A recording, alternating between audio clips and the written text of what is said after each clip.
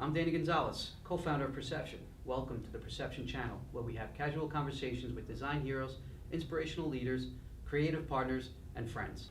I'm here today with founder, chairman, and CEO of RGA, and my former boss, Bob Greenberg. Bob, it's a pleasure to see you. Thank you so much. So I just want to give everybody a very quick background. It's going to be very brief, and then we'll just get into some questions. So I know you started the company with your brother in 1977, right? And today, it's basically the world's most influential digital agency, which blows my mind because when I was working here, it was about 100 of us, and now it's in the thousands. So congrats on all that. Thank you. So you have 7 offices in the United States, and you have 8 internationally, and you're going to be growing that, I'm sure. Yes. You also have a ton of awards, not only RGA, but personally.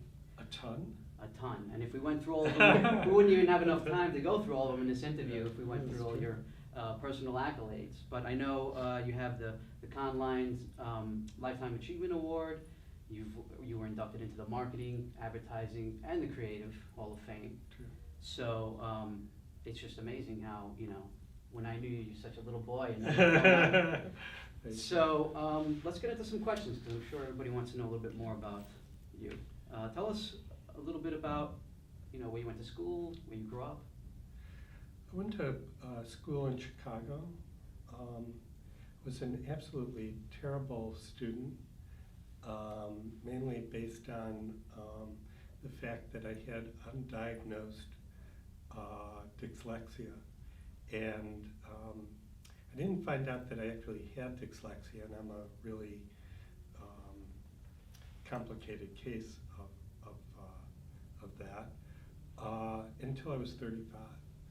So it really impairs your ability to read and to write, and in some cases to speak, and to add. It's just about everything. So it's not bad once you overcome it, Mm-hmm. and then every year, because now I'm 68, it actually gets better. So so it's not a problem, and with it comes a benefit of being able to see pattern recognition in some odd way because of the miswiring that causes dyslexia. So I've always thought that it's probably better than I might have thought. But because of that, I did very poorly in school. Pretty sure I had the lowest SAT in Illinois. I struggled getting into university, but I eventually wound up graduating from Arizona State. The Sun Devils, right? The Sun Devils. Yeah. All right. So what set you on I your don't think I career ever path? went to a football Oh, well, that's all right. badge. What set you on your career path? I think that, I didn't feel that I was very smart because I was always in remedial classes and struggling academically. But my uncle really helped me tremendously. He gave me a job, and he gave me a computer. Not a computer, but a hand computer. And with that, I started to, and a job.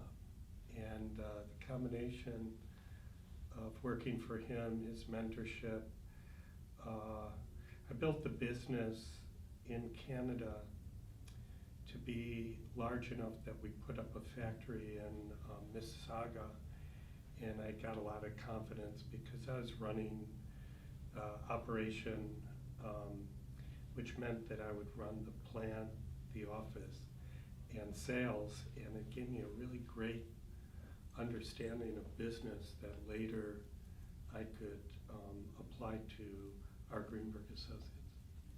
Interesting. So how did you get your first big break, or do you consider that your first big break? My first big break was definitely my uncle and his mentorship.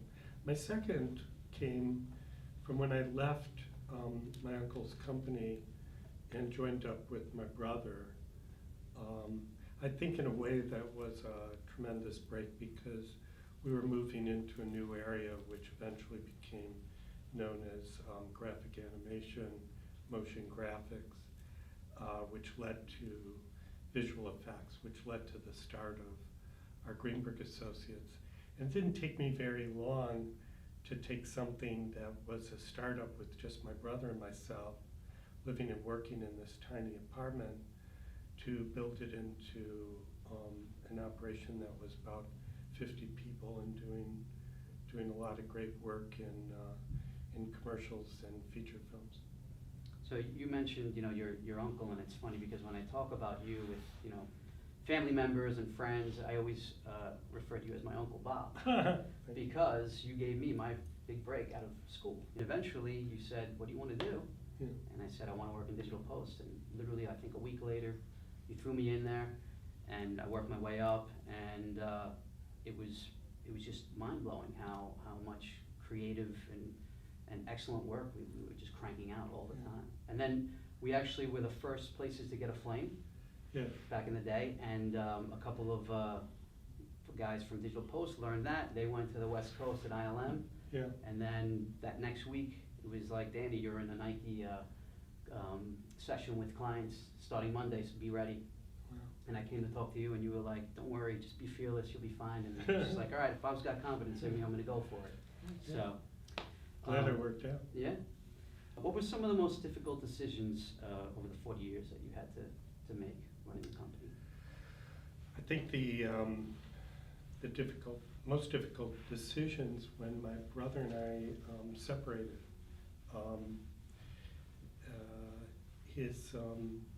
His ex-wife, Paula Silver Greenberg, was also working with us, so it made it very complicated when you're dealing with family, and when you're taking something that you started together and separating, moving into your own direction. But I think that probably was the most difficult thing. So what's the meaning behind resetting the company every 9 years? Why the number 9? My wife, who is numerologist, not by trade, but by interest, and she follows it continuously, what's happening in that world, noticed that the big shifts and changes happened in a 9-year cycle. I wouldn't have noticed that. And I don't know that it's exactly 9 years, it could be 8 and it could be 10, but it's the period of time in which technology impacts and disrupts businesses. And you can see things happening on a much faster scale right now, but that's what happened. So after so much success and awards, what motivates you to get out of bed and come to the office? I think it's a really interesting business. We've grown it into some new businesses. We have a major part of our business now in startups, which we call the Accelerator, which we sometimes call RGA Ventures. We have a new thing that's doing very well, which is our version of business transformation, which is essentially consulting. We have always the new restructuring and direction that we're taking RGA as an agency into, and then we're building products and services and partnerships, and so the whole thing is constantly evolving, and we create this pretty interesting innovation lab that never fails to be of interest and is always changing. So it doesn't sound like the word retirement is in your vocabulary anytime soon? That's not in the nearest future anyway. I think it's up to really my health, which is great, so I'm not thinking of anything currently, but as you get older, things become different. But I think, in my case, my wife is not looking for me to retire. She's actually looking for me to stay working, the biggest fear she has is that we'd have to spend more time together. Interesting. So what mistakes have you learned in the past that you could offer as advice to entrepreneurs that are coming up? Well, we make a lot of mistakes. I think I'm one of those that are of the opinion that if you're not making mistakes, you're not growing. And so, I'm all for making mistakes. I'm just not for continuing to make them, and where they're not big enough to have a huge impact on the company. So, we're constantly making some wrong decisions and choosing a wrong direction, but it gets straightened out because of the executive team I have and the interest that we have in continuing to grow and be financially successful. Mm-hmm. So in a company now at this scale, how do you inspire and create passion within the creative team, the executive level, and everybody else here?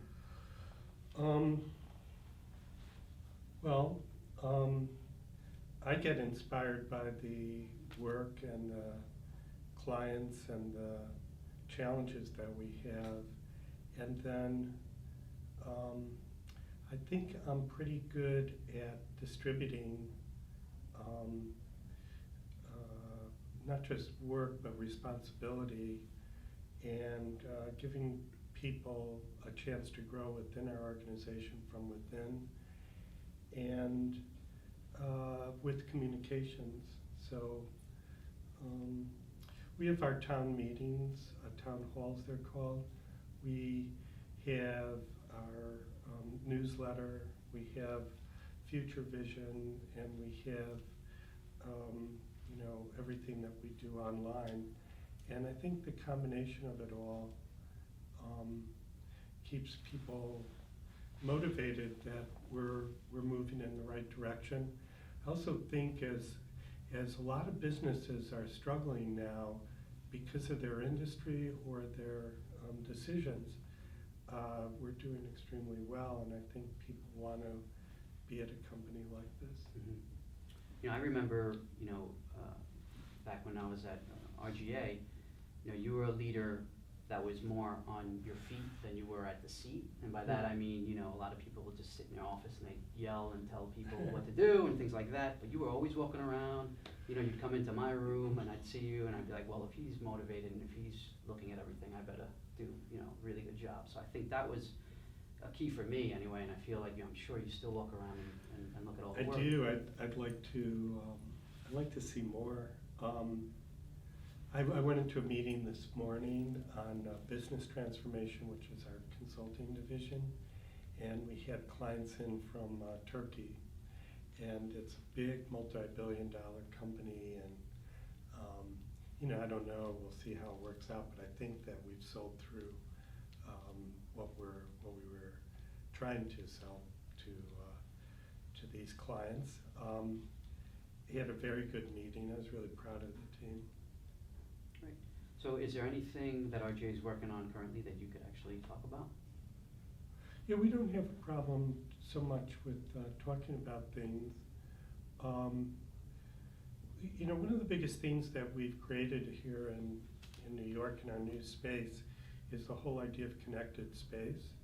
And there's literally, of all the things that we've done, 40 plus innovations, there's not anything that's confidential. The only confidential thing that RGA has is its clients' work, which not everything's confidential, but quite a bit of it would be, and that we can't talk about until it's released or it's approved. Mm-hmm. Okay. So you've always been a visionary in seeing the future. What do you see in the next, future, in the near future? What do you see? Well, I think the theme that we had been working on, and we put it into our mission statement and into our copy line, is RGA for the connected age. So we moved ahead from the agency for the digital age to the connected age, and now we're in the process of moving into the intelligent age. So intelligence is AI, artificial intelligence, and it's also VR, AR,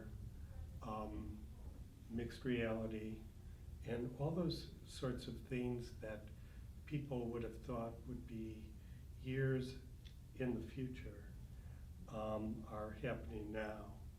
And I think AI is the thing that's moving really fast, and machine learning.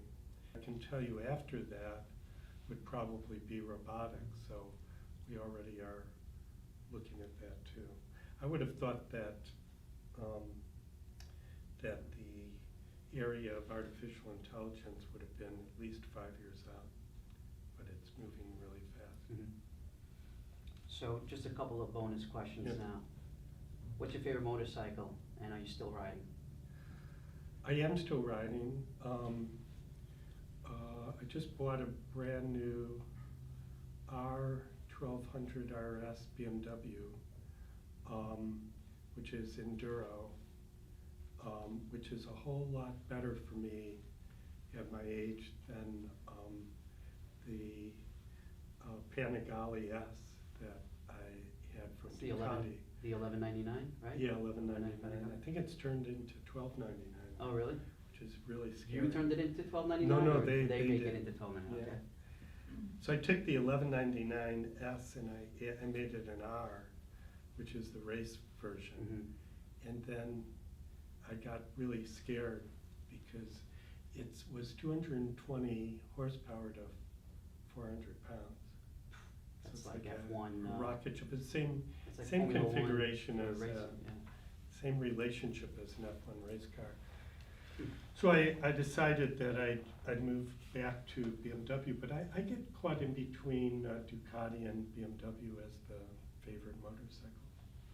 I remember on a Saturday, because I used to have a Yamaha Yeah, R1, I think, and I rode in one day, and it was a Saturday in the old space. It was, it was dark, and we had to turn the lights on. And I remember seeing a silhouette of someone walking towards me. I'm like, who is this?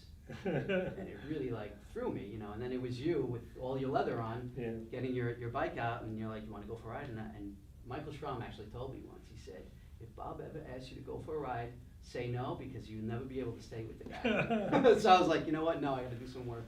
So It takes me an hour to get dressed. Yeah? Yeah. There's all these things that you'd add as a race Mm-hmm. that I think I need now, because I don't want to fall off without them. Yeah. There's a lot of Kevlar stuff, but anyway, I still love it. That's great. My new thing though is side by sides. Do you know what those are? No. You know ATV, off the road vehicles. Oh, yeah.